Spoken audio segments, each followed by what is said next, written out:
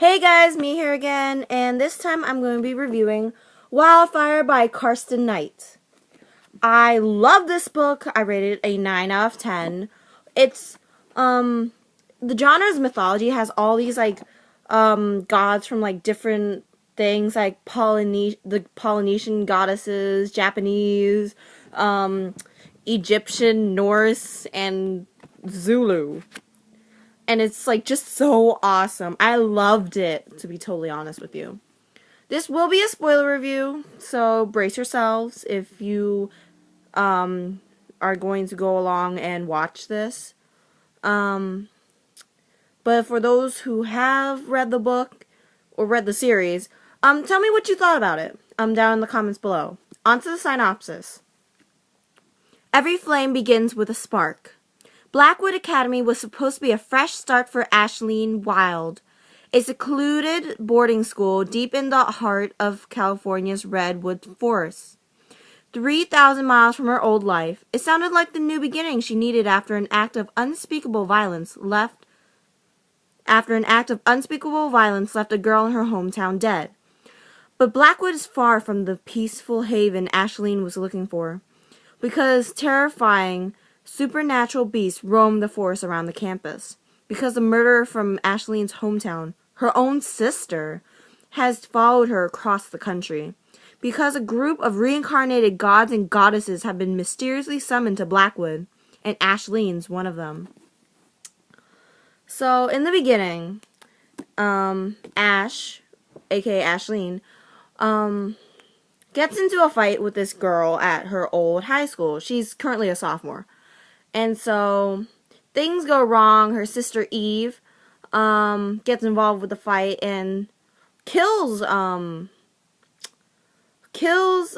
girl with lightning. Struck her with lightning. She fell off a roof and died. And then Ash was really terrified of her sister from then on. And so she left Scarsdale, New York to Blackwood Academy in California.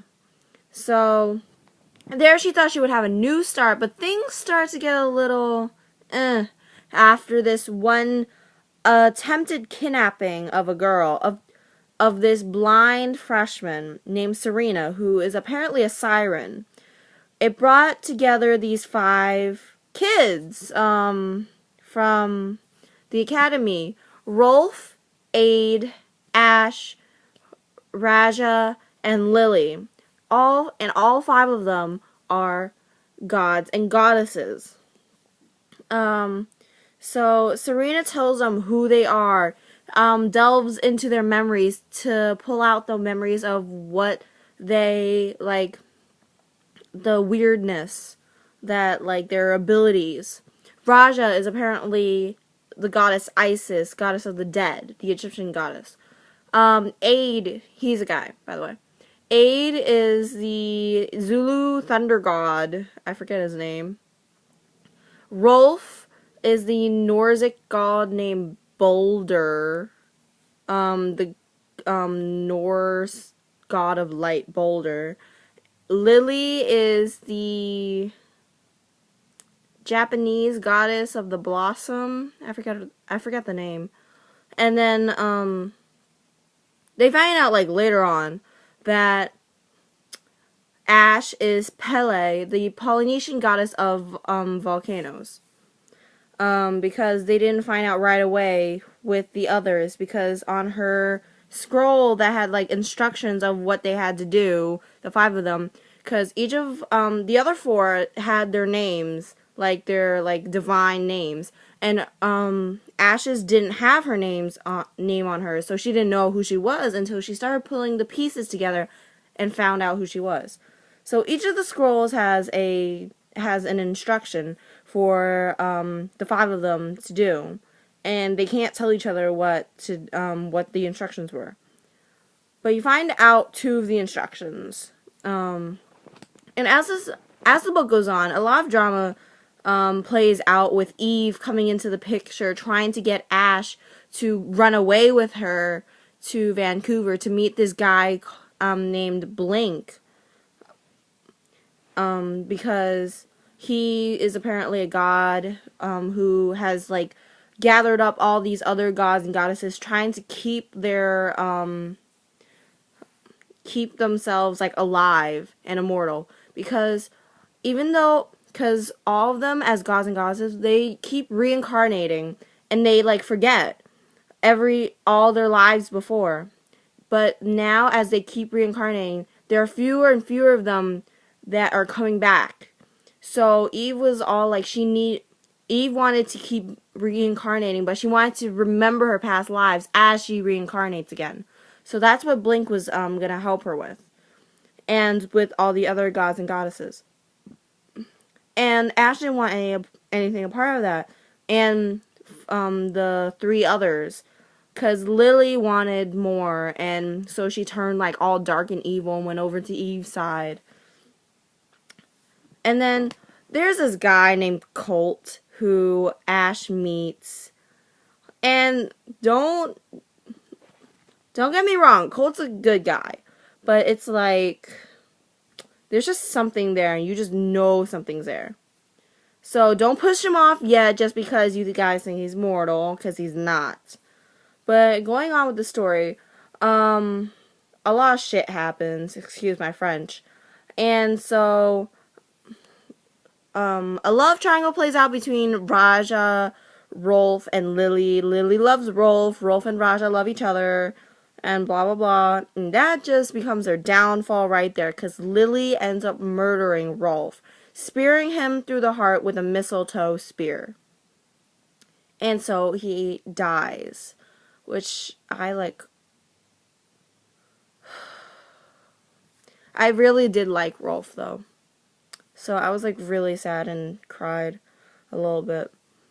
But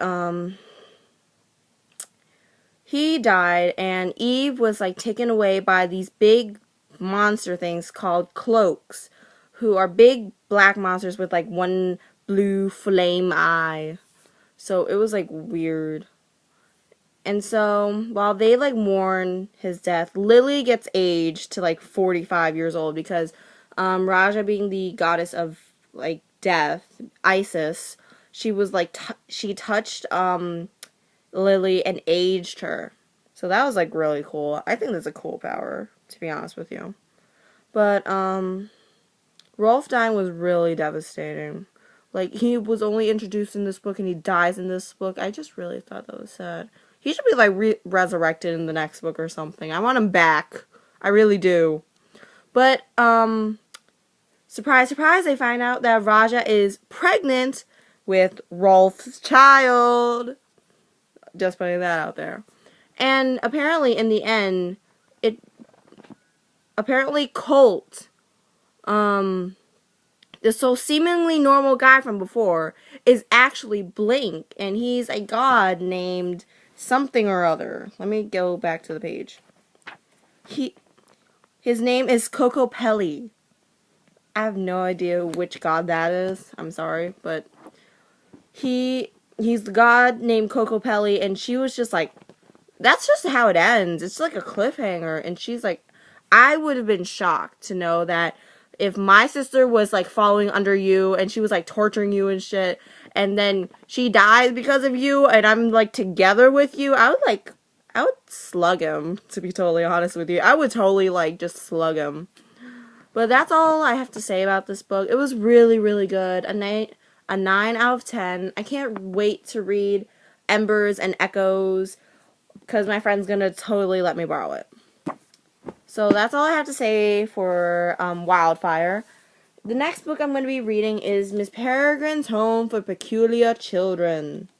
I've heard so many good things about this, and I actually recently bought the graphic novel for it, but I will not be reading the graphic novel until I read the actual book. That's how I do things. So I can't wait to get cracking on this. So that's all I have to say. See you guys later, I guess.